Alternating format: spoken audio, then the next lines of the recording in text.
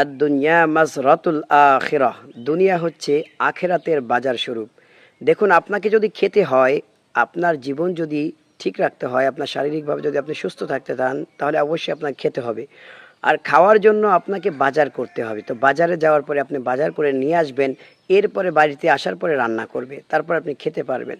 তেমনিভাবে আল্লাহ তাআলা রব্বুল আলামিন আপনাকে আমাকে দুনিয়াতে পাঠাইছেন, ওয়ামা খলাকতুল জিন্না ওয়াল ইনসা ইল্লা লিয়াবুদুন, শুধুমাত্র ইবাদতের জন্য আল্লাহ তাআলা মানুষ জাতি এবং জিন জাতিকে বানিয়েছেন, দুনিয়াতে পাঠিয়েছেন।